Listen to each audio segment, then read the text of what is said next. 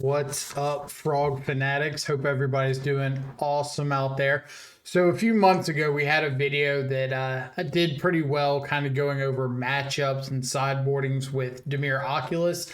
And I wanted to make a little bit of an update to that video. So, the original came out before the unbannings that we had in Modern with Mox Opal, Faithless Looting, Green Sun, Zenith, and Splinter Twin coming back into the format.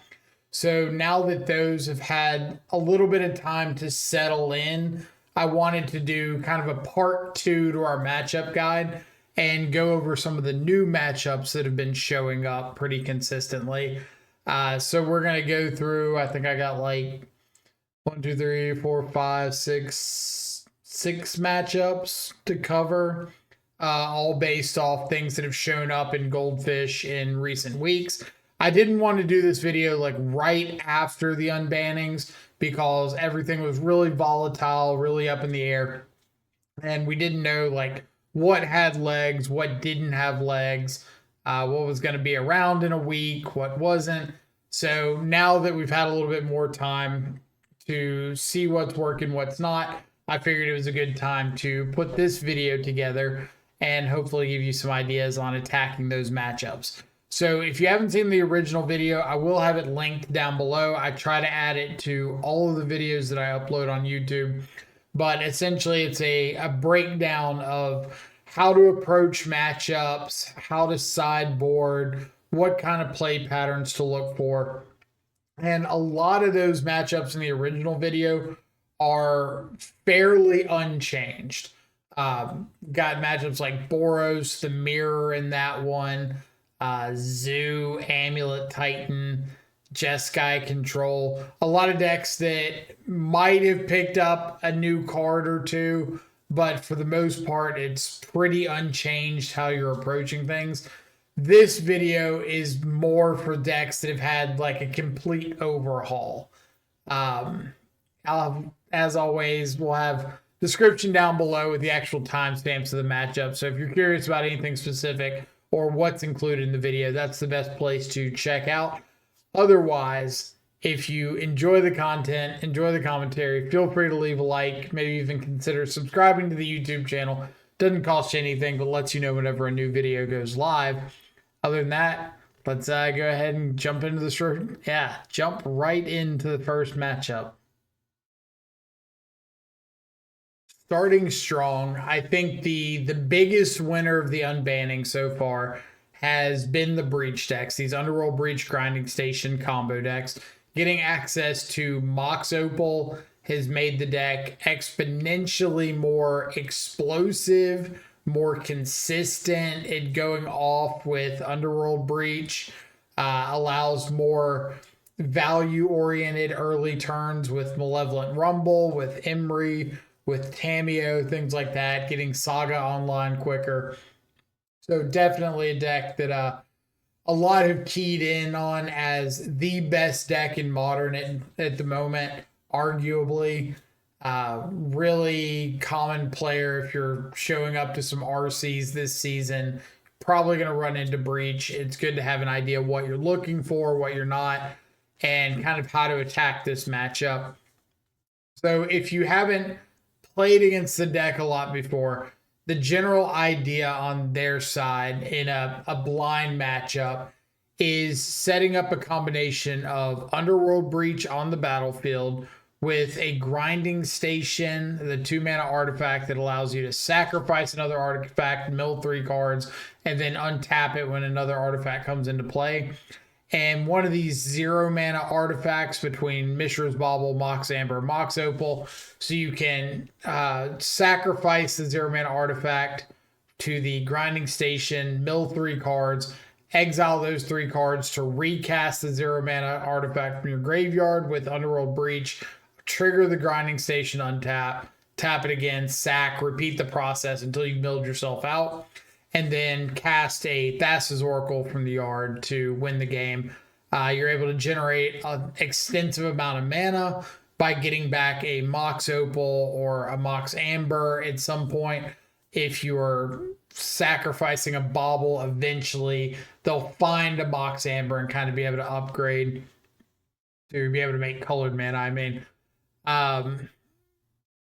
name of the game, game one. I usually don't spending a lot of time talking about game ones because there's no guarantee your hand's going to line up the right way, especially pre-board when you might have some dead cards. But the name of the game, game one, is cards like Spell Snare and Force Negation do line up very well with the combo pieces on their side. Being able to focus in on countering an Underworld Breach is a very big deal. The Underworld Breach Grinding Station deck does not have a lot of great ways to interact with you interacting with them. So a lot of times when they put Underworld Breach on the stack, at least game one, they're not going to really have ways to protect it. You're kind of free to save your counter magic for those. I would not recommend fighting over Grinding Station because they do get to a point where they have enough mana produced. If they cast an Underworld Breach and you've countered a Grinding Station earlier, they can just recast the Grinding Station from the yard and go off.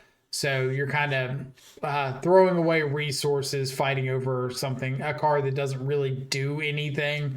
Now, there are some extreme examples, like if they've got an Emery and they need to find a Bauble or an Amber or something, and they have a Grinding Station, or they cast a Grinding Station, and you have a kill spell for the Emery because you don't want to just counter it and let them recast the Grinding Station.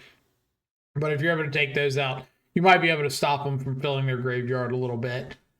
Things to look out for are cards like Shifting Woodland that allow them to copy or become a copy of Underworld Breach in their graveyard if they have Delirium, so they can essentially go off with an uncounterable breach. Value Underworld Breach, just getting back like a couple copies of Mishra's Bauble, drawing a couple cards is nice. Malevolent Rumble, really good at finding combo pieces, filling the graveyard, making sure they hit land drops. And Urza's Saga, really tough land to interact with. A lot of times, if you get too hyper fixated on the combo, you can run into the possibility of them ending the game with beatdowns from Urza's Saga tokens. So keep an eye out for that. Unholy Heat's about the only interaction they're really going to have main deck. So watch out for Delirium on being able to kill an Oculus. Murktide can usually just outgrow. Psychic Frog can often outgrow. Maybe they'll have a Aether Spellbomb sometimes. So be careful of that as a target they can get off of Urza's Saga.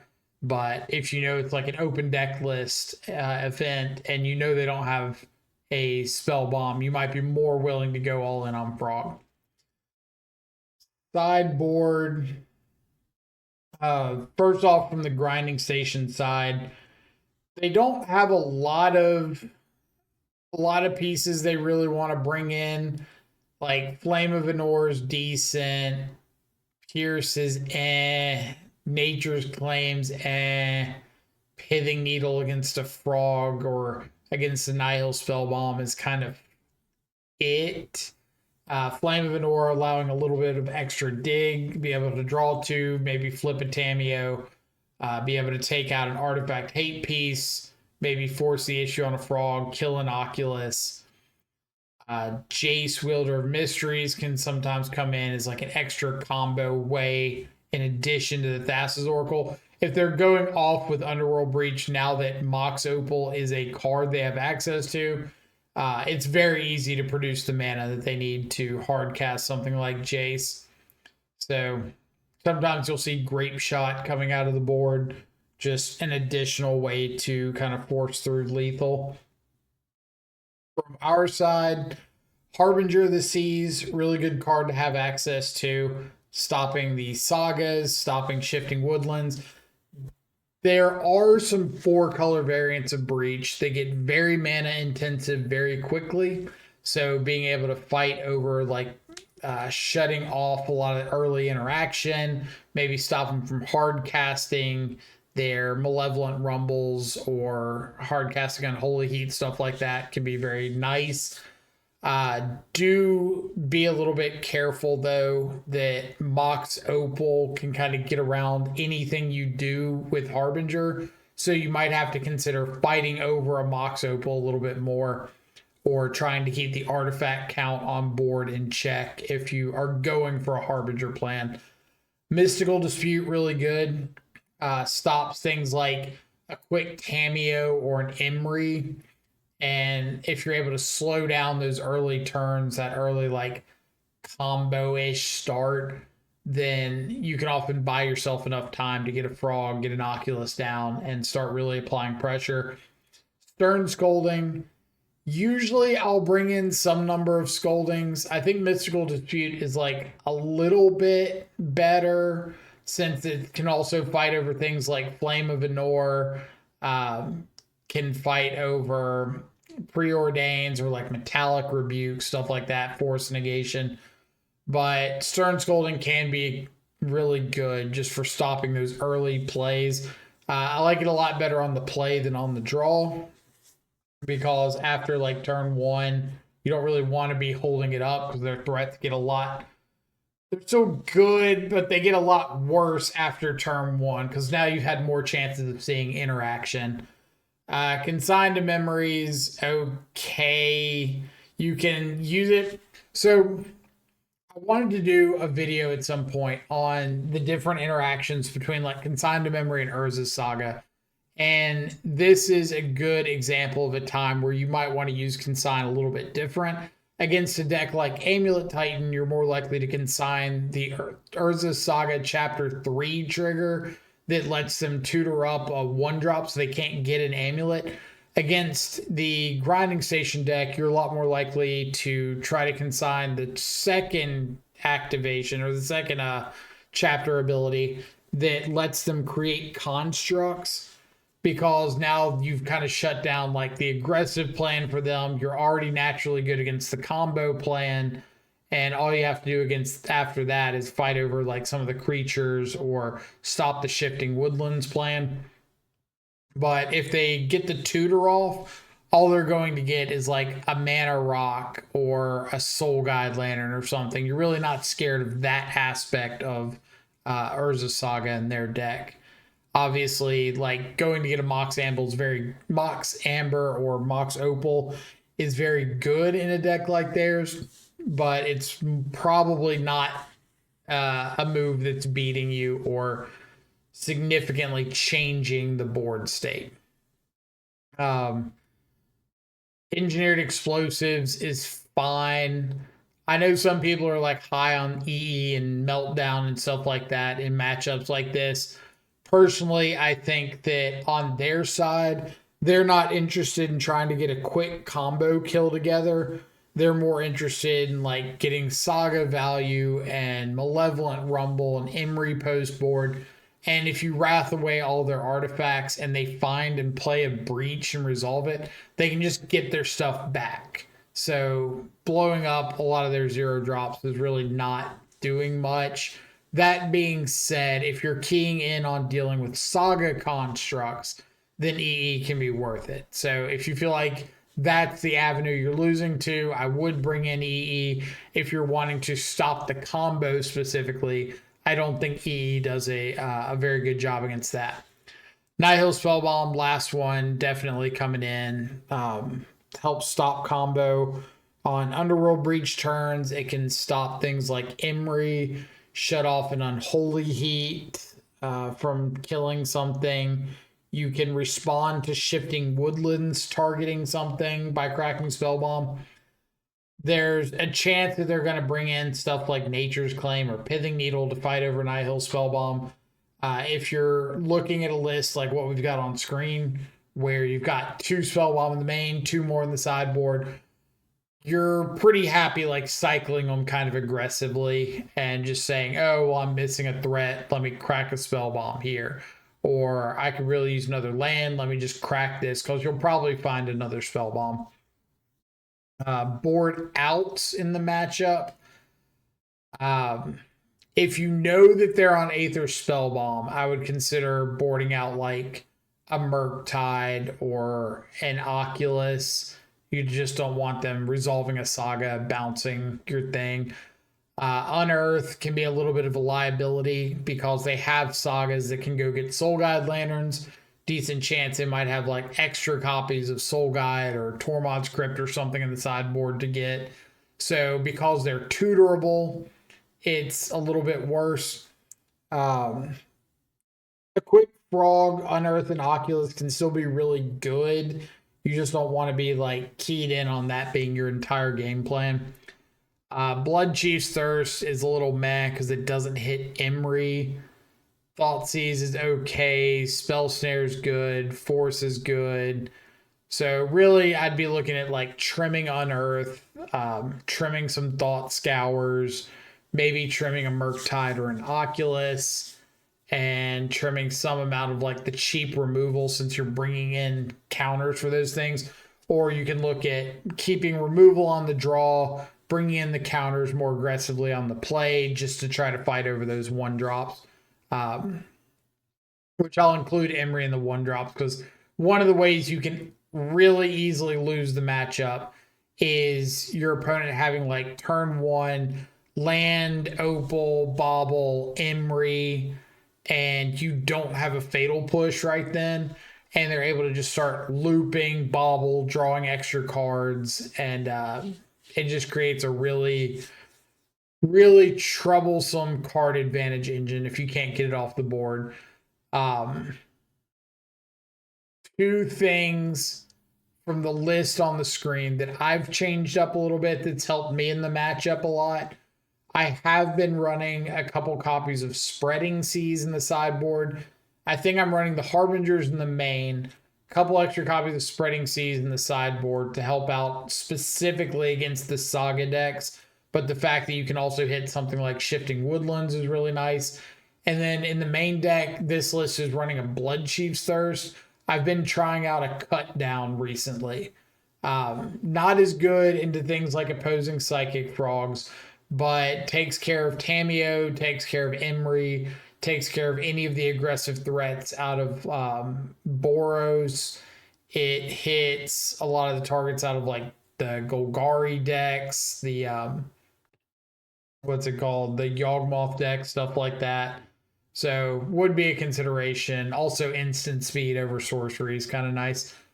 That's about it for the Breach matchup. So let's move on to the next. I know I had a lot to say about Breach there, but I feel like that's a popular enough matchup that you need to know what you're doing against it. Second up, Yawgmoth, a deck that I have a bunch of comical moments around Yawgmoth because I try to convince people locally that whenever I go anywhere, whenever I play a big event online, I run into Yawgmoth. And it's a rough matchup for Dimir. There are some tips here and there to make it a little more manageable, but it's not going to be great. There's going to be those games where Yawgmoth just has like a turn one Delighted Halfling, turn two Grist, and yeah, GLHF. Sorry you couldn't draw better. But let's take a look at how the lists have evolved, and we'll kind of go back on our side, see how we're combating a lot of this. The main difference is Yawgmoth adding Green Sun Zenith to the deck means they have a lot more like value-oriented starts. You'll see more Green Suns for Dryad Arbor on one. A lot of times they'll get a Surveil land on one and Green Suns for a Delighted Halfling on two. So you have to be prepared for taking out that Halfling early.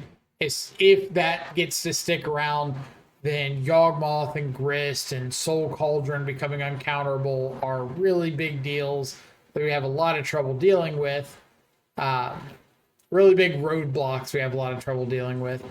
Noticeable, they're also a Shifting Woodland deck. So kind of like with Breach, if you do interact early and often, there's a chance that they can Woodland and just like copy something like Soul Cauldron to add an ability, copy a Yawgmoth. They cannot copy a Grist because the Shifting Woodland would become a Grist with 0 loyalty on it and just immediately die. So thankfully, you don't have to worry about that one. But you do have to worry about Soul Cauldron, exiling a Grist from the yard, and being able to just turn everything into a little mini Planeswalker. Really annoying, really troublesome to deal with. Out of the sideboard for them, post board, Fatal Pushes likely coming in, Abrupt Decay likely coming in, Endurance is coming in, and you'll see a lot of trimmings, like trim some chords, maybe trim a Green Suns, trim like a Blood Artist or a Hepatra. They're not really expecting the combo kill you. But just become a game post board that revolves around Grist and only Grist, and you got to stop Grist. Hope you stop Grist, because if you don't stop Grist, you're dying to Grist. You know, standard stuff. So let's go to our side. Game one matchup just like revolves around Frog and Oculus being able to fly. So if you've got a quick Unearth hand, you've got a reasonable chance. The Halfling plays out of their side a little more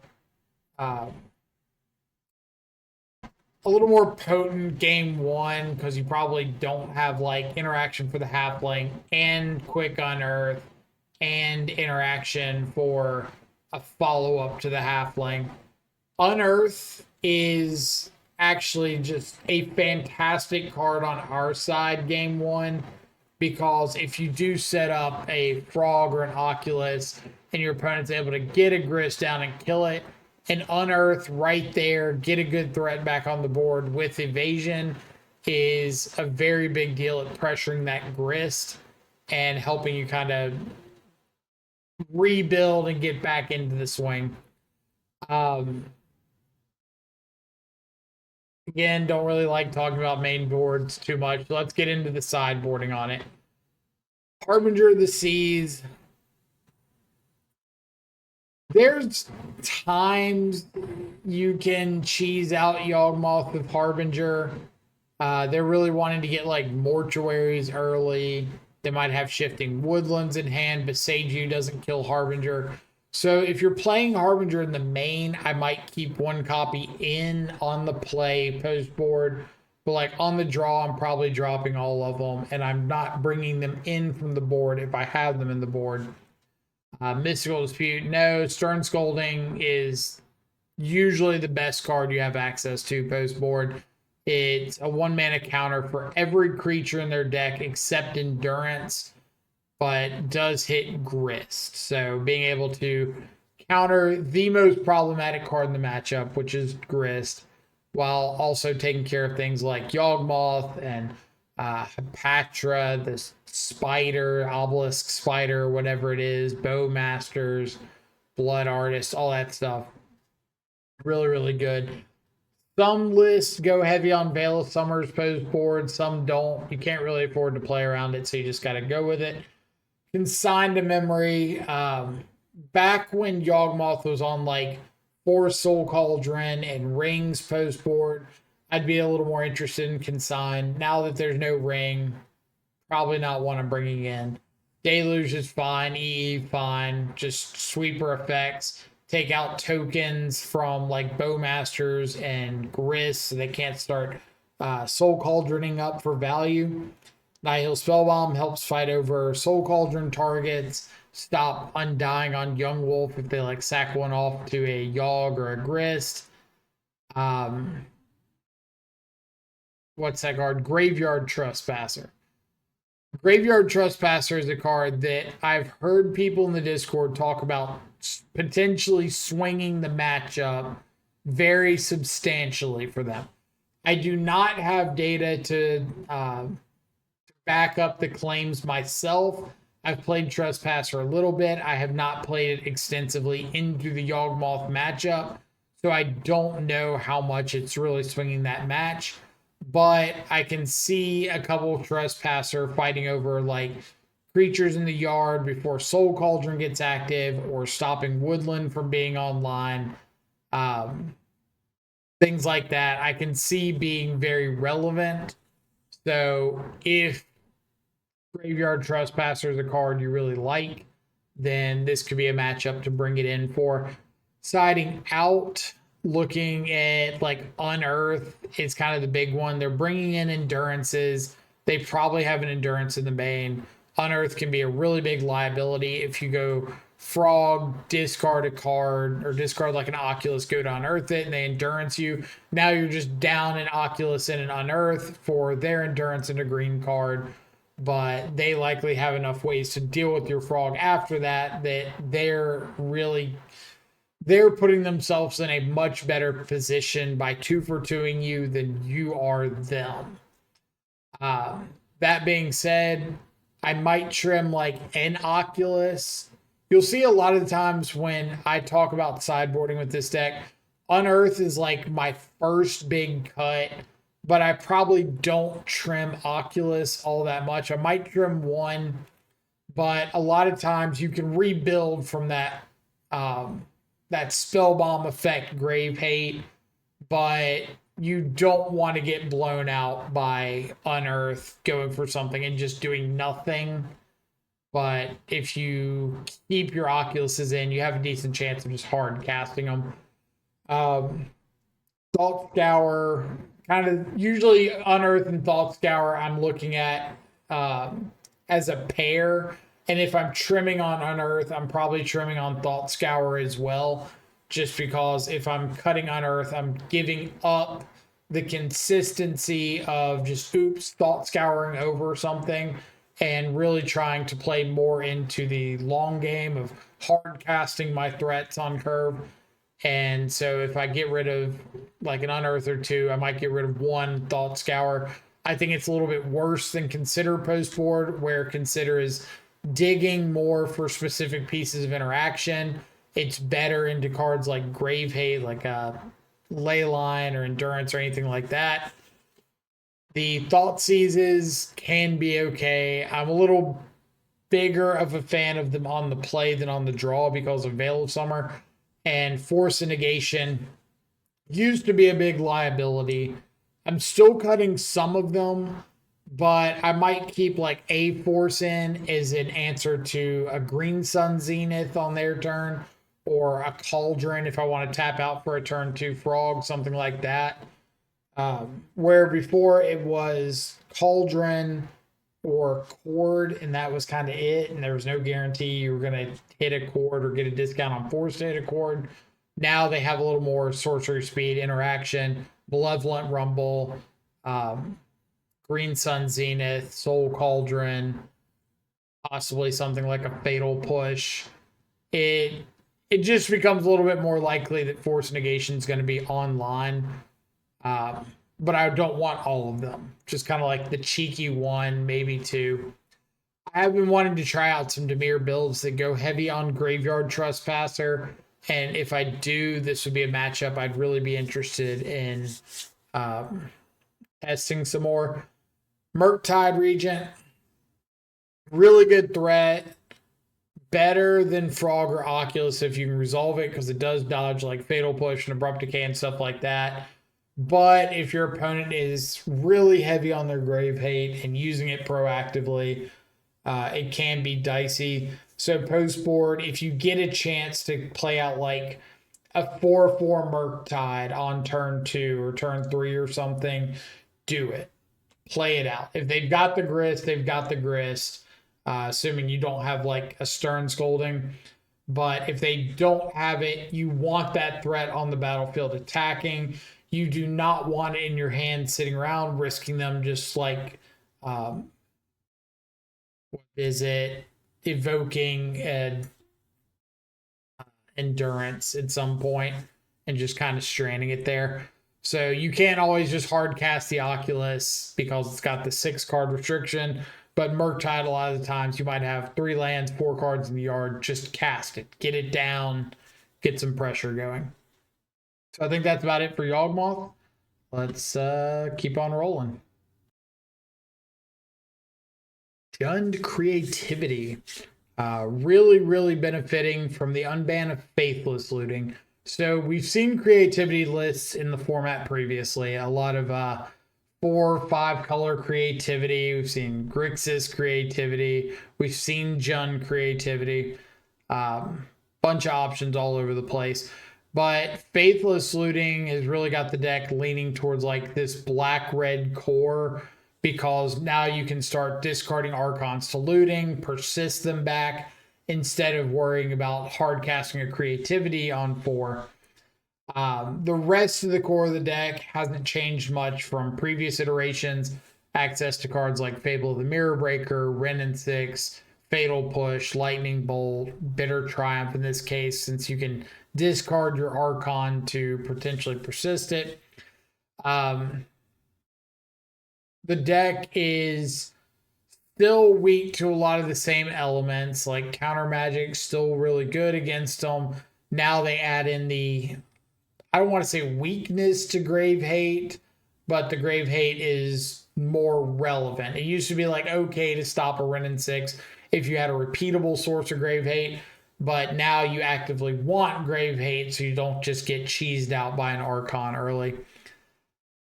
The sideboard of the deck, Veil of Summer, Leyline of the Void, like I don't think they're worrying about Terastodon in a matchup like us. I don't even know if most lists run Terastodon, but it's just kind of a sideboard juke to a card like Archon of Cruelty if they see Orvar, or if they want additional threats, if they're afraid of Surgical Extraction. But Veil of Summer, Leyline of the Void are really the big things.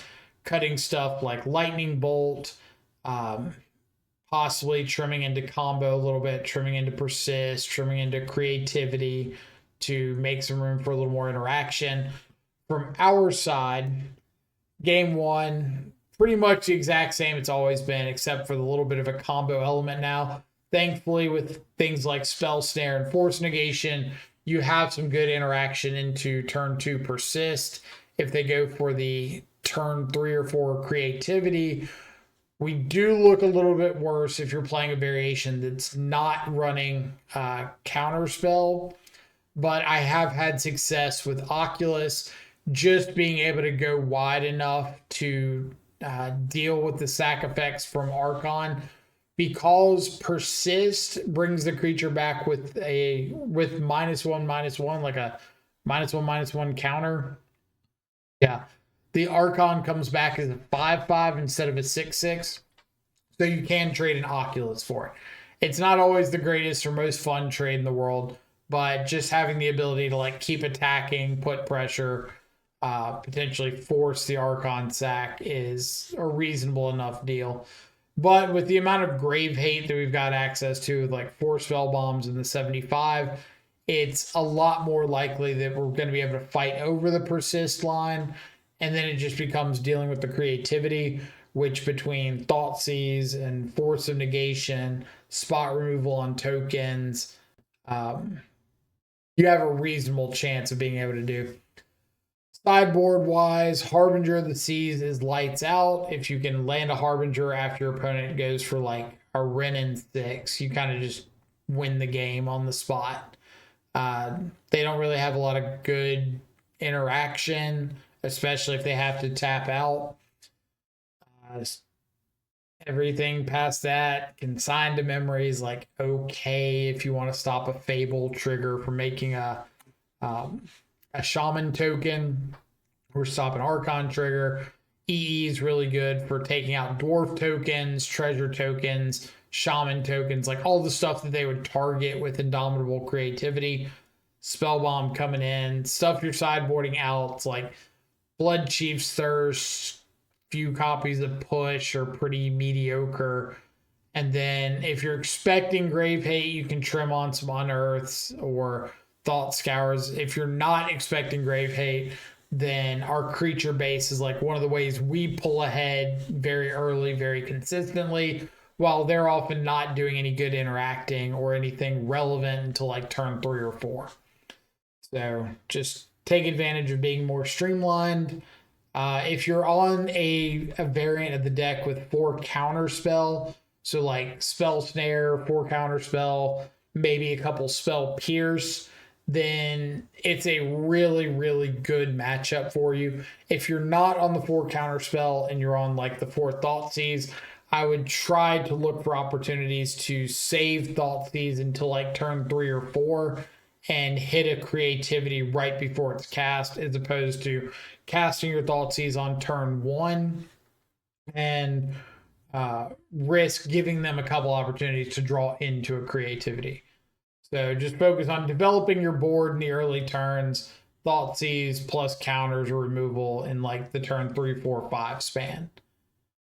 Is there anything else really interesting about creativity matchup?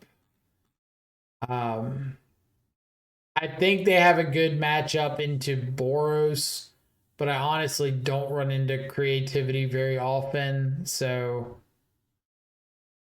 I don't really have too much to say about it.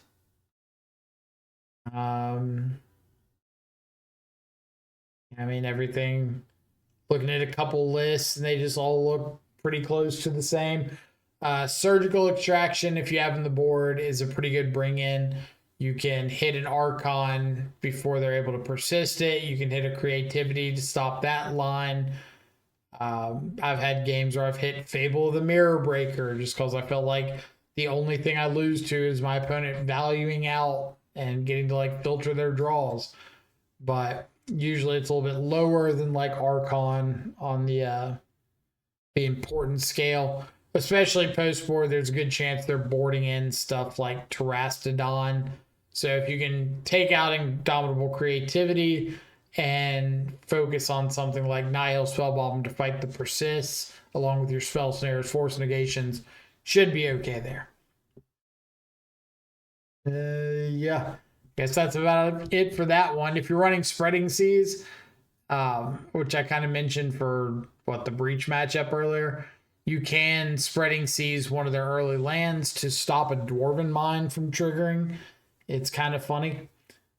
I'm not saying to bring in Spreading Seas. I wouldn't in the matchup, but if you just have spots and you're looking for something to do, that can just like stop them for an extra turn sometimes.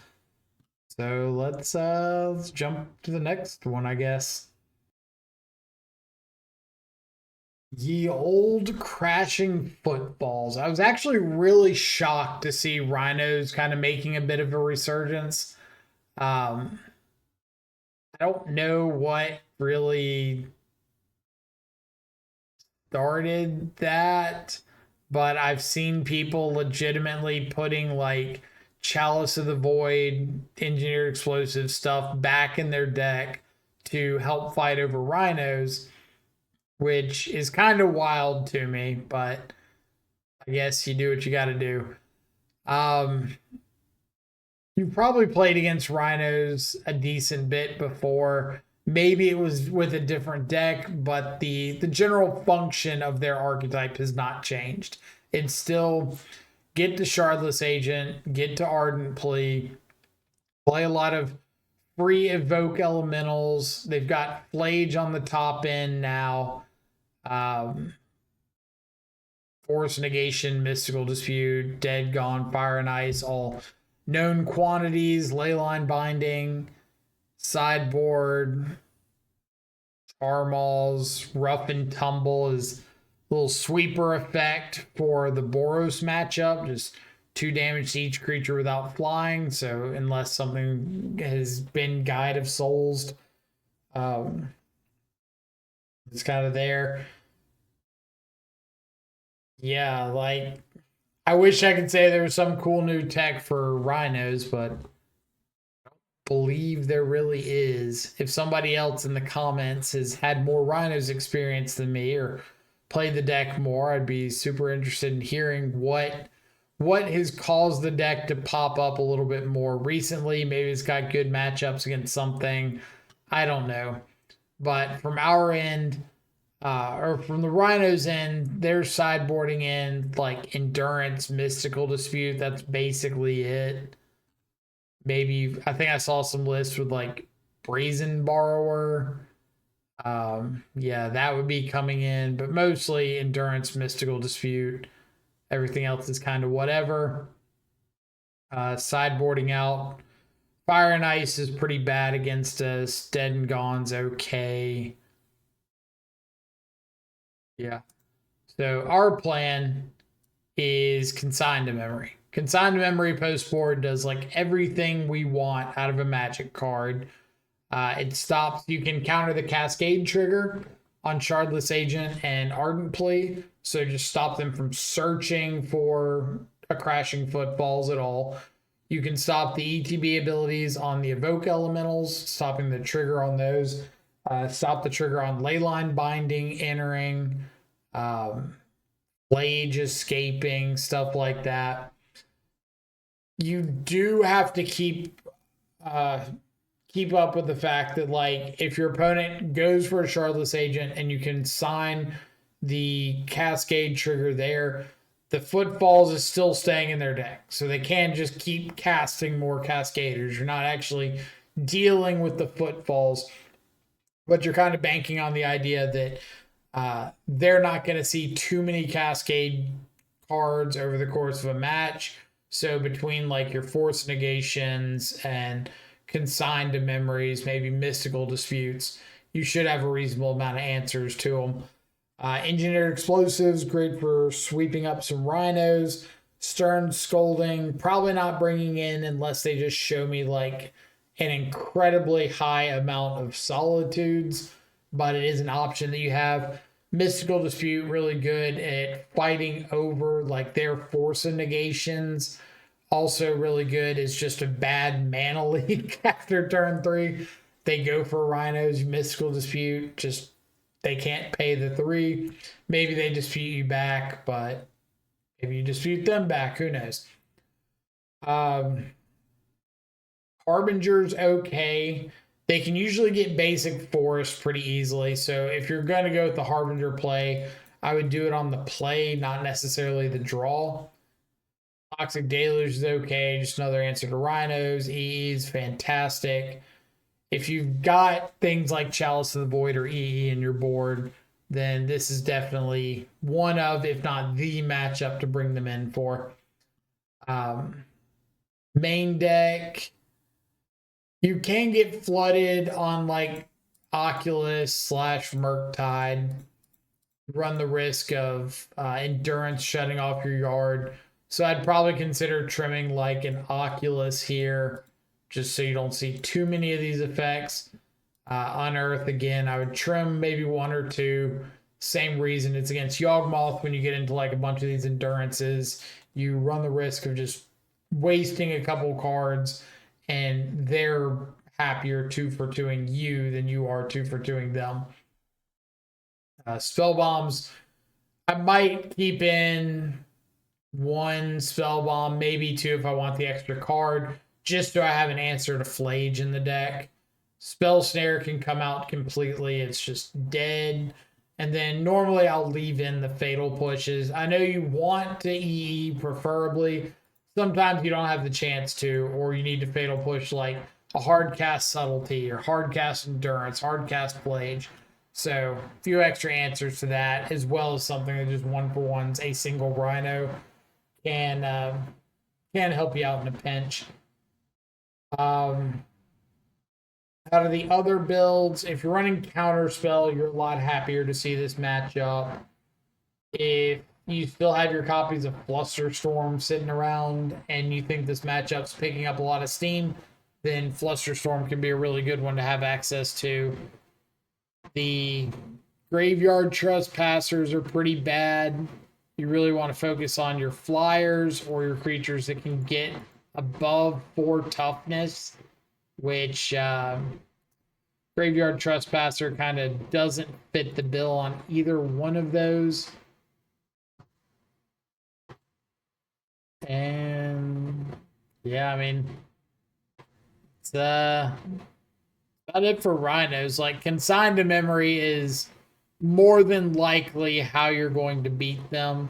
It's just stopping a couple cascades. I will mention, don't be afraid to replicate your consigns.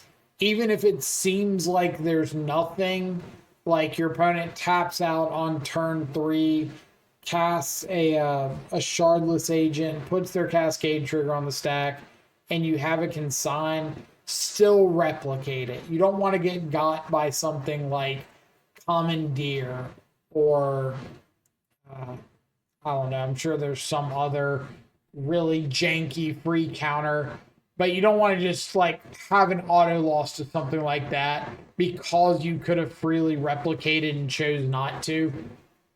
It's a much bigger deal on things like evoked solitude or evoked subtlety, endurance, things like that you want to counter, because then there is a good chance that they've got a mystical dispute or a force or something to fight over your interaction. So just keep that in mind. That it's kind of free to do, and you want to as often as you can. And yeah, that's about it for rhinos.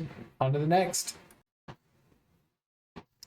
Looks like we've got two more on the list. The first of which is the Basking Broodscale Combo. This matchup did show up a little bit before the unbans. If you don't know it, Basking Broodscale, a 1 in green for a 2/2 with the Void, adapt for 1 in a green, so you can put a 1/1 counter on it, and whenever a 1/1 counter is placed on it, you make a 0/1 Eldrazi spawn token. The combo being Basking Broodscale pairs with the card Blade of the Blood Chief. Whenever a creature dies, you put a 1/1 counter on the equipped creature. So you equip the Blade of the Blood Chief on the Basking Broodscale, sacrifice a spawn or any other creature. Something dies.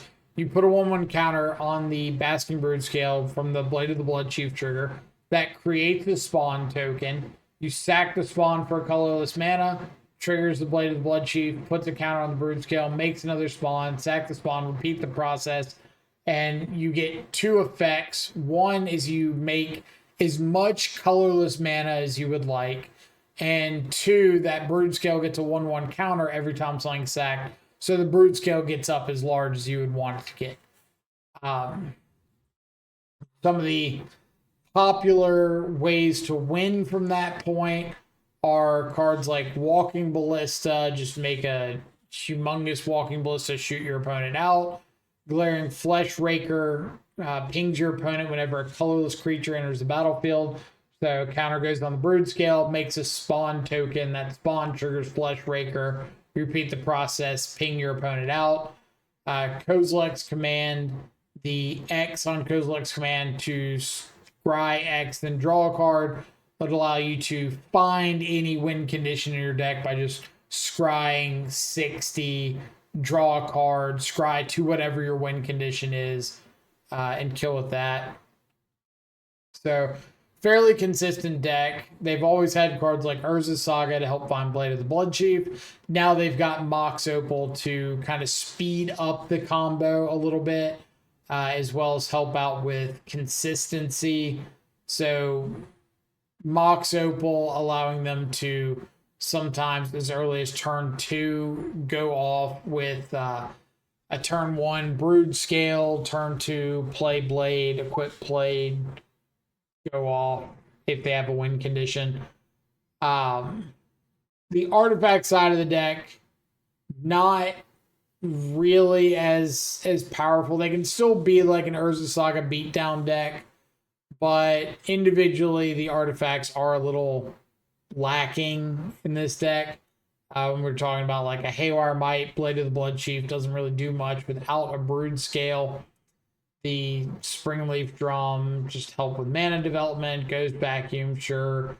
Soul Cauldron can be used to copy like a Broodscale ability, Haywire Might ability, Ballista ability. So if they adapt, equip up a Broodscale, put all the counters on with Blade, and they have like a Walking Ballista in the yard with a Soul Cauldron, they can just copy that and kill with the counters on Broodscale. So a little more flexibility than they've had previously. Sideboard options for them coming in. Veil of Summer for sure. Vexing Bauble maybe if they're expecting like subtlety. Dismember, yes. Grafdigger's Cage is an interesting one. So Grafdigger's Cage has an interaction with Abhorrent Oculus, which you may or may not have ever seen before, because I think Broodscale's like the only deck that actually plays Grafdigger's Cage. You might read Grafdiggers and say, oh yeah, you can't unearth the Oculus. And that's true. Oculus can't enter from the graveyard with something like Unearth. But there's another interaction with the Manifest Dread in Grafdigger's Cage. And essentially what it says is when you Manifest Dread with the Oculus and you're putting your 2 cards, potentially one on the battlefield, one in the graveyard. The easiest way to sum it up is nobody knows if that card you put face down on the battlefield is a creature or not. And so the rules essentially just say you can't put a card face down. They both go to the graveyard because you couldn't put a creature down with Grafdigger's Cage. And we have a little bit of a Schrodinger's box situation where that face down is a creature that entered because it's a manifest. Even if it's not a creature on face down, it's still a creature. So Grafdigger's Cage just shuts that off altogether. That being said, I don't even know how good that is against us, because you still have a 5/5 flyer that's like hitting your opponent in the face. So I've had a non-zero number of Broodscale players just like slam their Grafdigger's Cage and be like, you know how this works with Oculus, right? And I'm like, yeah, take 5. Build 2, take another 5. Board outs on their end. They don't really have a lot to board out. Just trim like a Flesh Raker or a Ballista. Maybe trim Stirrings or 2. Maybe a Bauble. Some of the random fluff in there. From our side, Harbinger of the Seas, really, really good. A lot of times they are running Cavern of Souls. Looks like the first list I pulled up was not, but a lot of times that I've played against them, they have been on Cavern of Souls, so be careful of that. Harbinger shutting that off is a really big deal, but being able to stop like Sagas from tutoring up Blades or shut down the colorless mana production so they can't just hard cast things like Glaring Flesh Raker or Kozilek's Command. You've got Stern Scolding to fight over all the creatures in their deck. Really great card to have access to. EE can wipe up tokens, or EE on 1 can take out like Blade of the Blood Chief. Just be careful of a potential Pithing Needle off of a Urza Saga. Consigned to Memory counters the Broodscale, Flesh Raker, Soul Cauldron, Kozilek's Command, Blade, Tutor off Saga, so all-star card to have in. Toxic Deluge, pretty good at wiping away the board after you're able to just kind of stop combo. Important things to notice is sometimes you can whittle your opponent down to like 0 cards and they have combo assembled, and all they're doing is making a giant Broodscale. Like you can still chump with Oculus tokens or something like that. You don't always have to be terrified of them having the combo, and definitely don't auto scoop until they show you a win condition. But if they have, say, a Broodscale and a spawn token and a blade, they can't like go wide. They can't make a wide board. They can only sack that token, put a counter on the Broodscale to make another token. If they move the blade over to the token and sack some other creature dies, they can get a counter on the token, but they won't make a new one because the blade's not on the Broodscale anymore. If they have multiple Blade of the Blood Chiefs, though, that's where it starts to get kind of dicey. If they have a blade on the Broodscale, another token with a blade, and they find a way to make a spawn, then they can make 2 infinitely large creatures. But just if they only have the one blade, it's a little bit less scary.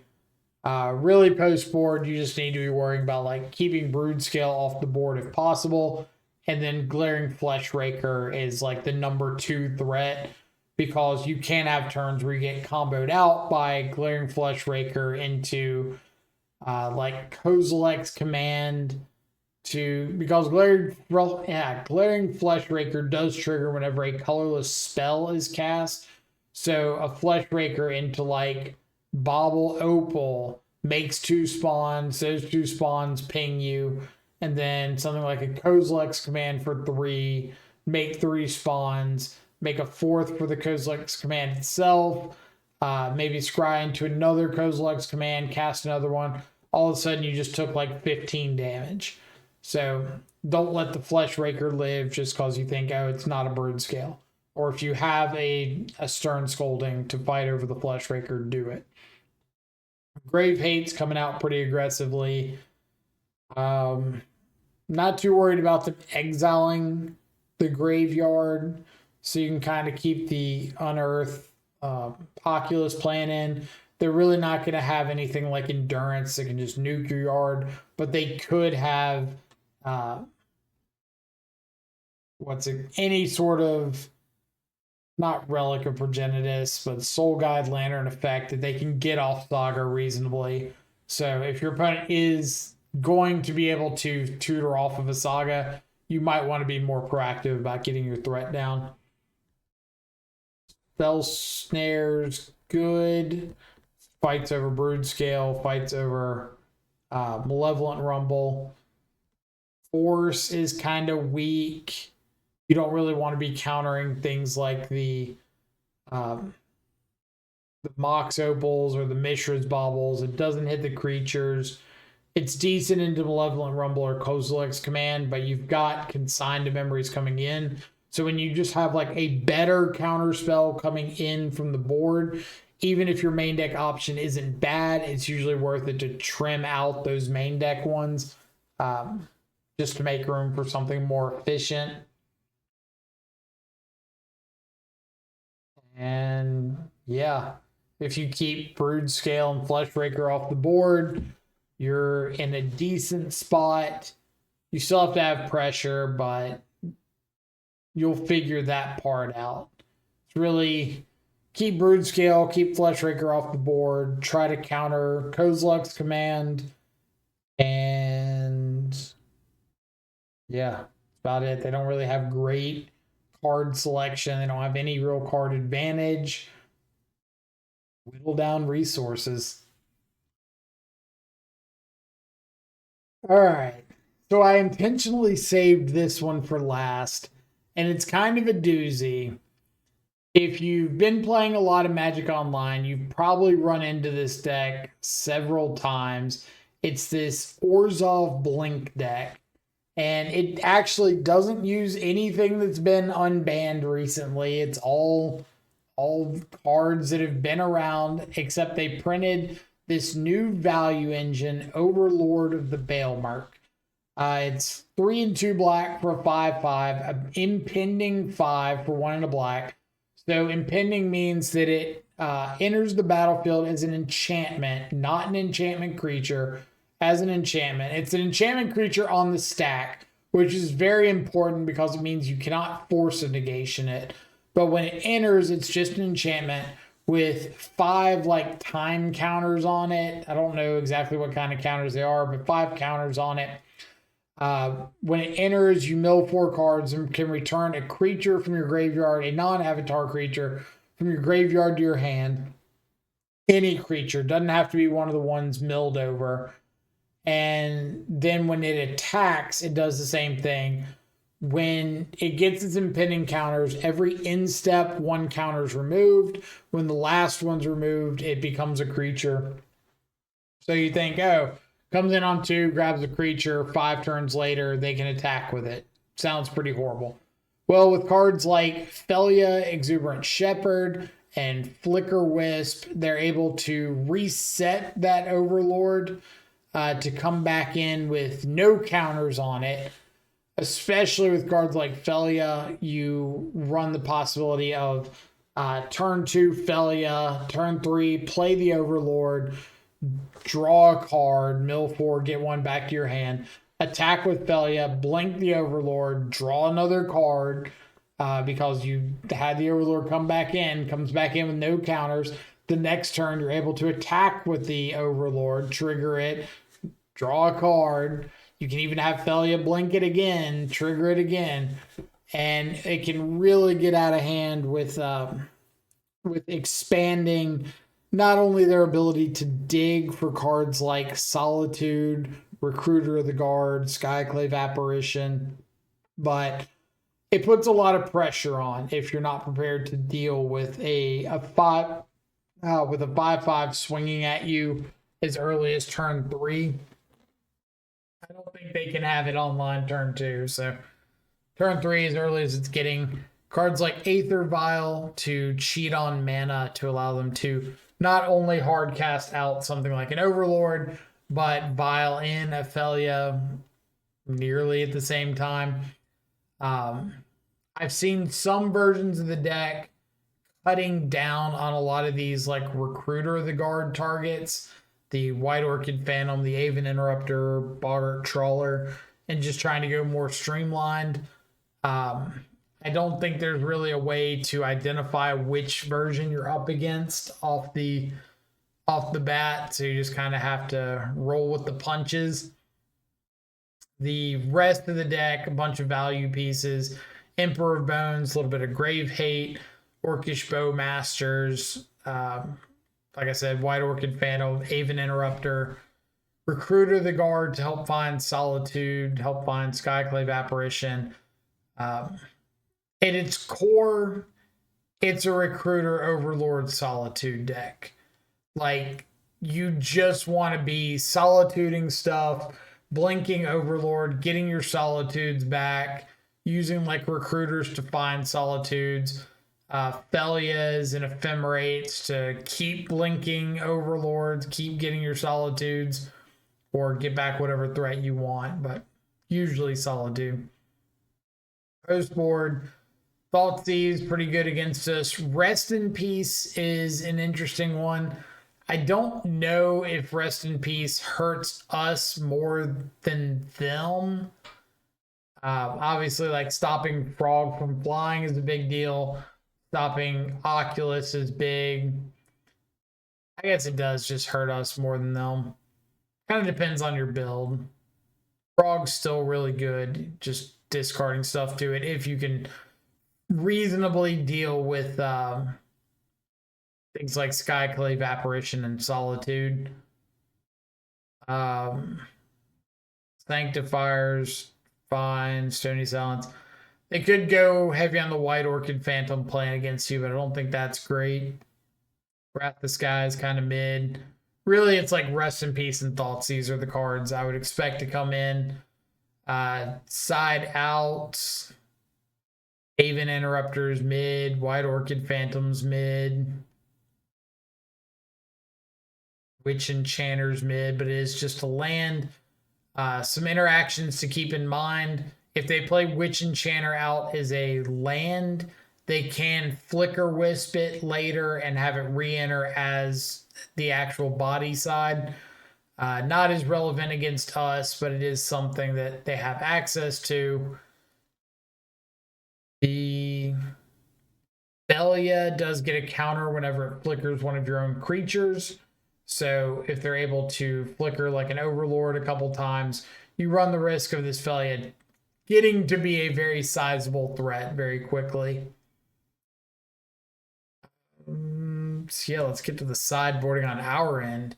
This is where it gets kind of fun because there's some interactions here that you need to know. Now, I'll start off by saying it's not a good matchup for us. No way around it. They are a black-white trade binder deck that has been the bane of blue-black mid-range's existence for as long as I've played Magic. Just value, not even value, just here's all my cards. I'm going to throw them all away to deal with whatever you got going on, and you're going to be miserable this entire time. But we've got some good tools. We've got Stern Scolding, which counters everything in their deck that's not Overlord of the Bale Merc. Unfortunately, they've got Aether Vials, so you have to be careful about that if you go too overboard with counter spells. We've got Engineered Explosives and Toxic Deluge. Deluge a lot better, but EE can take out Aether Vials, which is kind of nice. Spell Bombs are okay into the Overlord plan, but you can't react in the middle of the ability. So if they play an Overlord and you let them resolve the ability, they mill over 4 cards, you cannot crack Spell Bomb after they've milled over those cards and seeing what they get. You can exile the yard before the ability resolves and try to hope they whiff, or you can exile it after it resolves to kind of stop the next thing, but you cannot crack Spell Bomb in the middle of the ability. And then the last one's Consigned to Memory. This is an interesting one. So at face value, when you see counter a triggered ability, you think of things like, okay, well, Orcish Bowmaster enters and I counter that trigger, or White Orchid Phantom, Aven Interrupter, Boggart Trawler trigger, enter and trigger. I counter that trigger and they just have like a vanilla body. Overlord of the Bale Merc impending triggers. I counter that. They don't get to tutor up or find a dude from their yard. Solitude ETB, counter that. There's better interactions in here. Most notably those along the lines of Felia and Skyclave Apparition. So both of these cards create, I believe it's called a reflexive trigger. Someone's going to have to correct me on that, or like delayed trigger. I don't think it's a delayed trigger. But essentially what happens is, say Felia attacks and you say, okay, I want to exile this Recruiter of the Guard. I want to have it go to exile. I'm going to bring it back at the end of my turn. Yeah, beginning of the next end step, I'm going to return it. At the beginning of the next end step, a trigger is put on the stack that says return that card to the battlefield. You can consign to memory to counter that trigger to return the threat, and it just stays in exile permanently. There is no like, oh, well, it tries again the next end step, kind of like with Dashing Ragavan and stuff. No, it is, or with Dress Down and Ragavan. It's gone. So maybe you eat an early activation or an ETB of Overlord of the Bale Merc. They go to Flicker Wisp it, because Flicker Wisp acts the exact same way. Bounce it, go to return it at the beginning of the next end step. You can sign the trigger to return it. Overlord's gone. Bye-bye. Exile permanently. Don't have to deal with it anymore. It doesn't make the matchup a free win, but it is a really good interaction to know about, because it's not always going to be right to like fatal push the Felia target or the Flicker Wisp target, because that's kind of been the go-to up until now. And with cards like Ephemerate in the format, it does become a bit of a liability to try to fight over the thing getting targeted, because if they respond with Ephemerate, they get their bounce anyway. But if you hit it while it's in exile, trying to come back in, they can't Ephemerate. There's nothing that Ephemerate does for them there. The thing is just gone forever. Overlord is like the best one to be able to hit, but hitting a Skyclave Apparition, Recruiter of the Guard, also very worthwhile. If you have surgical extraction effects, they're probably coming in here as well. Being able to surgical like Solitude makes it a lot more difficult for them to interact with your threats consistently. And if they can't interact with your threats, you're a lot more likely for a resolved Oculus to put in a lot of work. Murktide and Psychic Frog are a little bit worse because Felia and Flicker Wisp can both bounce them and reset the counters on them. So if you have like a Murktide that's 7/7, got 4 counters on it, Felia attacks, blinks it, it comes back as a 3/3 with no counters on it. And you got to hope you can Psychic Frog it back up to relevance, or you might be in a bit of trouble. So, Spellbomb's okay. Unearth, Oculus, I'm probably trimming on if I'm expecting Rest in Peace. This is where if you're playing an open list tournament, it could be really good to notice, like, oh, my opponent's got 3 Rest in Peace in the board. I really want to trim kind of aggressively on Oculus, Unearth, because if they resolve one of those, Oculus is just completely dead.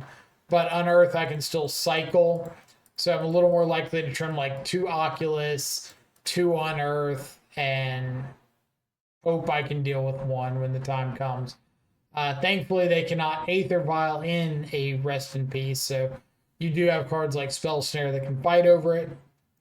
Rest in Peace also creates a trigger when it enters. It exiles everything in the yard. There are corner cases where consigning that trigger might be right to keep an Oculus or keep a Frog in the yard to be able to unearth it. The Force Negation's pretty bad. Ephemerate, Fatal Push, all instants. They can cast them on your turn. Especially on the play post board when you're bringing in consigns. Those will help fight over Aether Vial as well. You don't want to be flooded on things that are like only good against Aether Vial, terrible against the rest of the deck. Thought Scour can get trimmed a little bit with the Oculus Unearth package. One of the cards I want to test out more in this matchup is Graveyard Trespasser.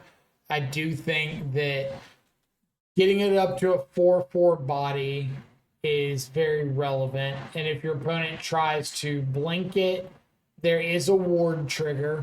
So you have to exile or discard something to the ward.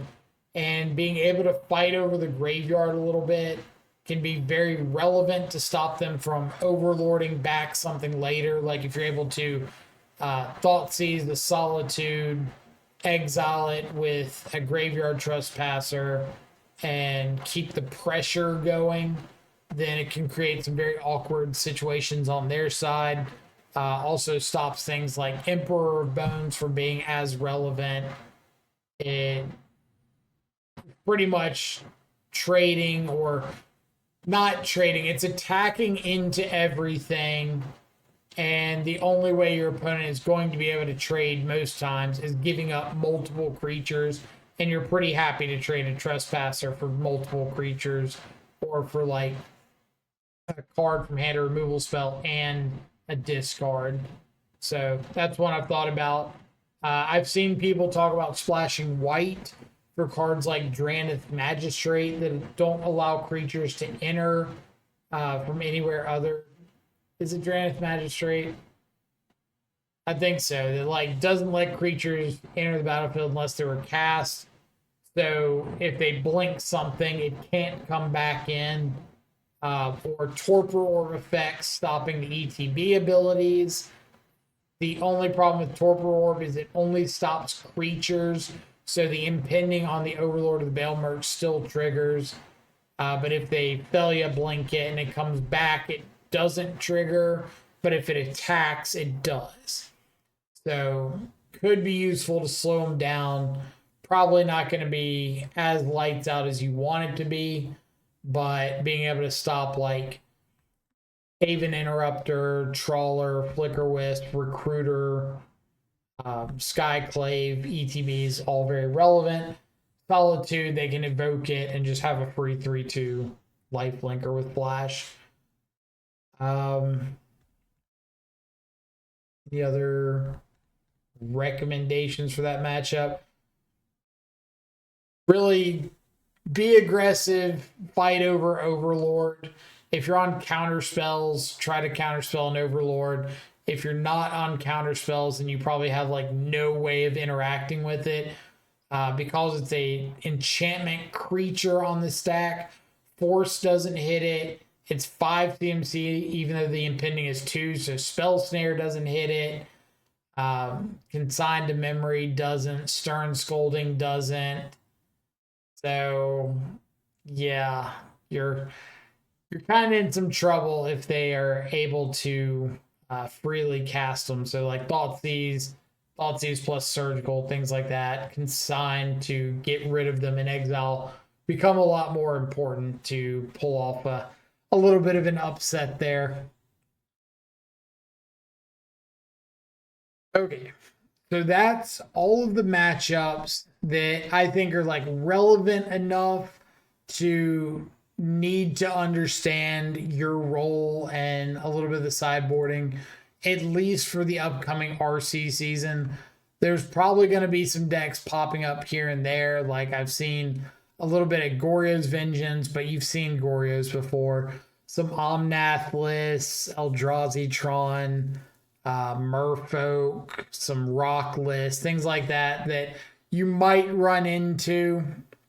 But if we start going down that rabbit hole of mentioning all of those, we're going to have a very, very, very long video.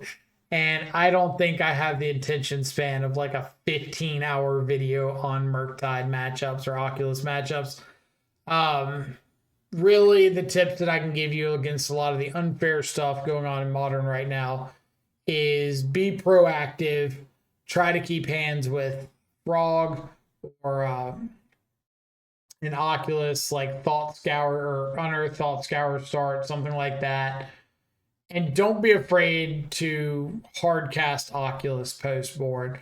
I think what I see a lot of people do is they get into the post board games and start thinking like, okay, Grave Hate's going to be really relevant. I got to cut some Oculus. I got to cut some Unearth. And they're able to just rebuild the yard a lot better than they think they will be. So I would be more inclined to cut Unearth before I cut Oculus, unless you see things like Rest in Peace, Leyline of the Void, that are just going to shut down your entire grave altogether. If you see things like Nihil Spellbomb or Ghost Vacuum, Soul Guide Lantern, the one pop effects, then you can fight back from those pretty consistently. If you're ever not sure what to do, Proactive Harbinger of the Seas can steal you a lot of games. Just board in all your Harbingers, hope to see one. Don't be obvious about your basic swamp. Like, your opponent's going to have a field day just fetching up basics. If you just go like, oh, turn 1, fetch up basic swamp, pass, and or turn 2, fetch up my basic swamp, play my psychic frog. If you can avoid fetching up your basic until you're putting the Harbinger on the stack, sometimes even waiting an extra turn. I've had games where like I've had a Polluted Delta out as my 3rd land, a Harbinger in my hand, and my opponents had a fetch land. And I've chosen not to play the Harbinger there. They fetched up a Surveil land, went to their turn, didn't play anything, like didn't play a land that got a basic. I interacted, they passed back. I fetched up a swamp, played a Harbinger, locked them out of the game. It happens a lot if you don't just like give away that that's your plan. Open deck list tournaments, it can be a little dicier, probably playing around it. What else do I have? Oh, I kind of mentioned the Saga situation earlier with consigned to memory and recognizing like what the game plan is for your opponent's sagas or what you need to be worried about. So just a quick overview of a few of those. Grinding Station, you're more likely to want to saga or consign the ability to make constructs if you're bringing consign in the like Underworld Breach matchup. You don't care about what they can tutor up. You're more not wanting them to make big constructs and hit you in the face. Amulet Titan, you're more likely to tutor or to counter the ability to tutor up an amulet. But do play it a little bit by ear. If your opponent goes like turn one amulet, turn two, or turn one saga amulet, turn two second amulet, bounce land, then you probably don't care about them getting a third amulet. Like, you're kind of in trouble already. So don't try to get overly cute and be like, oh, counter your ability to get another amulet. At that point, I would more likely save the consign for like a Titan ETB ability. Um, what's the next one? The Broodscale deck. You're fighting the ability to search more often because you don't want them to find a Blade of the Blood Chief. It's not always enough since they do just run 4 blades, but it helps. Affinity, more likely to hit the ability to make constructs, just like against the grinding station deck. You don't want to just be staring down to like 8/8 or 9/9 constructs with your 5/5 Oculus and 2/2 token. And I did mention there's some rock decks floating around that are running Saga. Play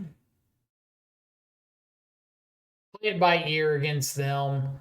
Sometimes you want to stop their ability to make constructs just because you don't want to deal with the extra bodies. Sometimes you want to take care of the search ability because you can't deal with like a shadow spear on a really big White of the Reliquary or scavenging ooze or something like that. So just take a look at like what you can and can't deal with at that moment. Hammer time is usually going to be the search function. Same thing with lantern control. Usually want to stop them from having another lantern or another copy of Codex Shredder. Since they're like a 4 ensnaring bridge deck, there's a pretty good chance they're going to find one of those. So making constructs isn't the highest of priority for them. And yeah, I guess that's about it. Hopefully this little expansion on the original matchup guide helps you out. I know that there's constantly new decks coming in and out of Modern, so I will try to make these updates periodically as new decks become relevant or as the meta shifts and things that were kind of lower on the list kind of pop up more.